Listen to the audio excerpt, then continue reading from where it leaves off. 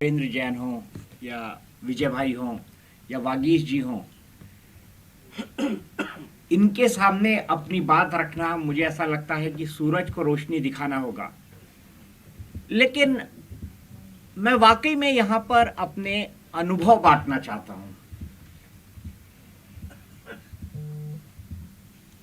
ऐसा क्यों होता है उस देश के अंदर जिसकी जनसंख्या लगभग 125 करोड़ से भी ऊपर है,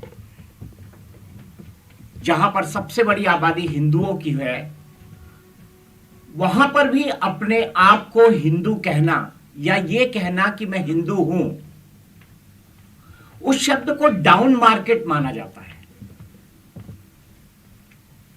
यह सोच की बात है, संस्कारों की बात नहीं है, यह सोच की बात है। और मैं सोच की बात क्यों कह रहा हूं, अभी माननीय सुरेंद्र जैन जी ने कई सारे ऐसे उदाहरण बताए और बताया कि कौन लोग कहां से किसका एयर टिकट लेकर किस 5 स्टार होटल में जाकर रुकता था और कौन इस तरह की हरकतें करता था। मैं जानता हूं और मैंने इसको महसूस किया हुआ है कि इन तमाम चीजों की इंडस्ट्री चल रही है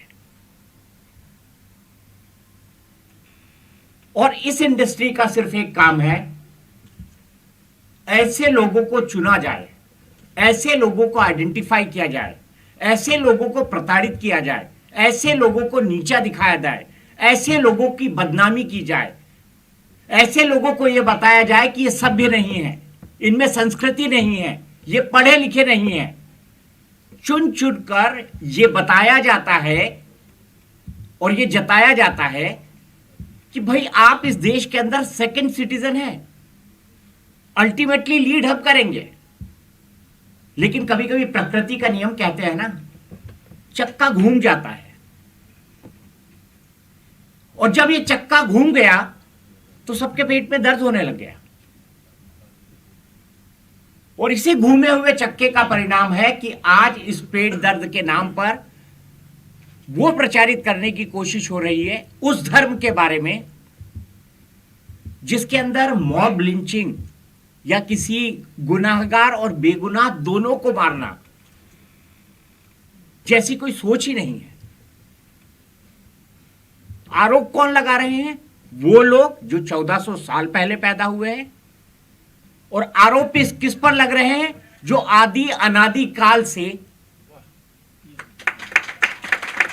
इस धरती को जन्म देने वाला, चलाने वाला, पोषण करने वाला और अपनी लाइफ साइकिल में उसको डिस्ट्रॉय करने वाला। क्योंकि हमारी हिंदू धर्म की जो संस्कृति वो 3 चीजों पर टिकी है, जन्मदाता, जीवनदाता और मोक्षदाता।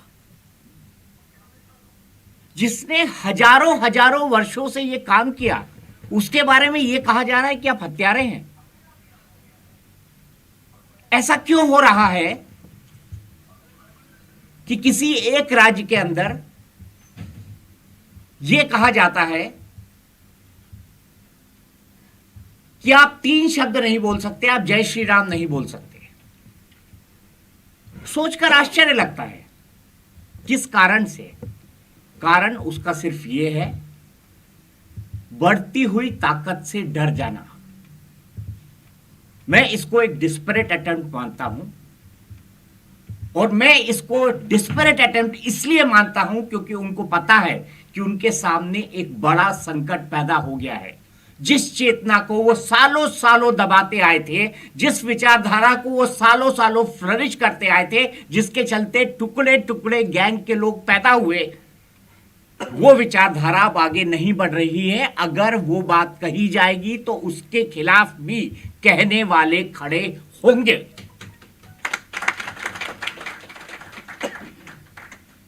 और ये क्यों किया जा रहा है? क्योंकि बड़े समय बाद आवाज उठना शुरू हुई है। बड़े समय बाद कोई खड़े होकर कह रहा है कि हां, ये धरती मेरी है, ये धरा मेरी है, हमने ही सबसे पहले वसुधैव कुटुंबकम का नारा लगाया था।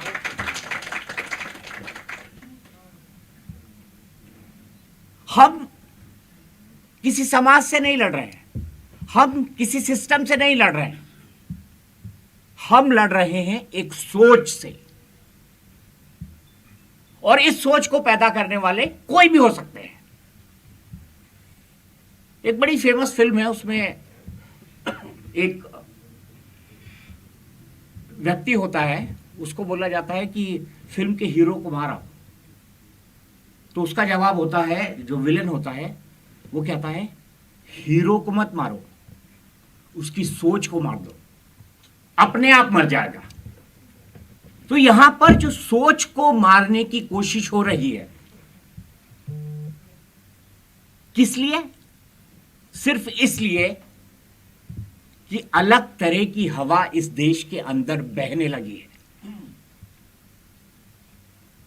और इस अलग तरह की बहती हवा को काउंटर करने के लिए कभी असहिष्णुता की बात आती है, कभी मॉब लिंचिंग की बात आती है, कभी अभिव्यक्ति की आजादी की बात आती है, और कभी यह होता है कि अल्पसंख्यकों के नाम पर जुल्म हो रहा है। मैं एक चीज आपको बताना चाहूंगा, मैं इस चुनाव की एक बहुत बड़ी सफलता मानता हूं। 2019 के चुनाव की एक बहुत बड़ी सफलता थी, किसी व्यक्ति में यह हिम्मत नहीं हुई कि वो ये शब्द बोल दे कि सांप्रदायिक शक्तियों के खिलाफ संघर्ष करना है, इसलिए आप खड़े हो जाइए।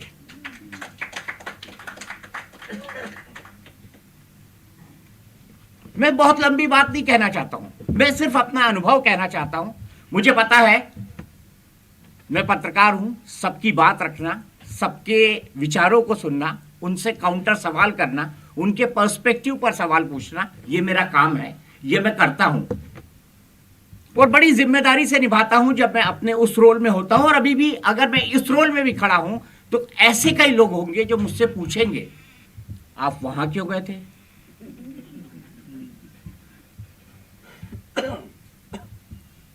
तो कई बार ऐसा होता है कि हम सोचते कुछ है, हम समझ नहीं पाते कि वाकई में निशाना कहां लगाया जा रहा है।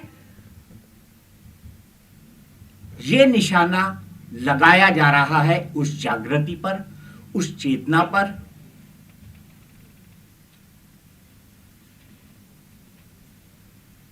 उठो जागो और खड़े हो, बड़ी पुरानी सेइंग है हिंदू धर्म की। अगर हम उठे हैं, अगर हम जागे हैं, अगर हम खड़े हो गए हैं, तो अब हमको दौड़ना होगा। कोई कितनी भी रस्सी अड़ाए,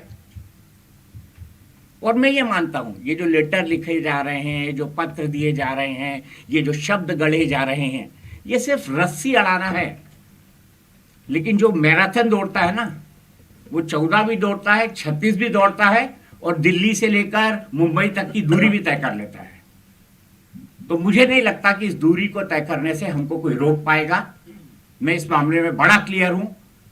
लेकिन हां, यह जरूर तय है कि अगर इस तरह की बात, जिनकी दुकानें बड़े बड़े विदेशी चंदों से चल रही है, एनजीओ चल रहे हैं भाई, बड़े बड़े एनजीओ हैं, मैं नाम आपको बता सकता हूं कि एक विशेष समय के अंदर, एक विशेष पीरियड 10 साल के अंदर ऐसे कितने संस्थाओं से जुड़े हुए लोगों को बड़े बड़े सम्मान दिए गए।